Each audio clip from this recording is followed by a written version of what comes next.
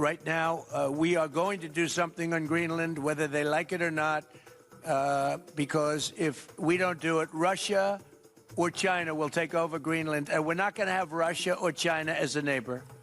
Trump declares, U.S. must own Greenland to block Russia and China, whether they like it or not. In a bold and escalating statement yesterday, President Donald Trump reiterated his long-standing push for the United States to acquire full ownership of Greenland, warning that failure to do so would allow Russia or China to occupy the strategic Arctic territory and become America's neighbor. Speaking during a White House meeting with oil executives focused on investments in Venezuela, Trump said, "We are going to do something on Greenland, whether they like it or not. Because if we don't do it, Russia or China will take over Greenland, and we're not going to have Russia or China as a neighbor." He emphasized the difference between current military arrangements and outright ownership. You defend ownership. You don't defend leases. And we'll have to defend Greenland.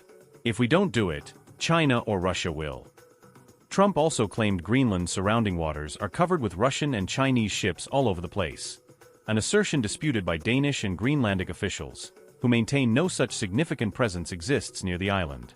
The island's remote, icy location makes it critical for missile defense, surveillance, and monitoring new Arctic shipping routes opened by climate change. Greenland also holds vast untapped resources, including rare earth minerals. The United States already operates Patuxent Space Base, formerly Thule Air Base, under a 1951 defense agreement with Denmark, providing significant military access.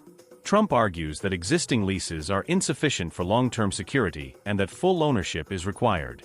Trump expressed a preference for an easy-way diplomatic deal but warned of pursuing it the hard way if necessary, comments that have alarmed allies. Strong pushback from Denmark, Greenland, and Europe.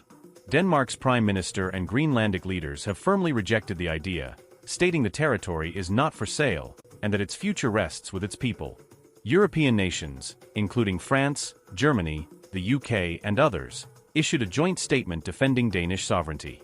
Greenlandic representatives have called the rhetoric unsettling, emphasizing that existing defense ties are sufficient and dismissing claims of foreign naval threats near their shores. The renewed push has raised concerns about NATO's stability, with some warning that any forced action against a member state could fracture the alliance. As tensions simmer in the Arctic, MJK Blog will continue monitoring developments. Stay tuned for updates on this rapidly evolving story. MJK Blog, your source for unfiltered global insights.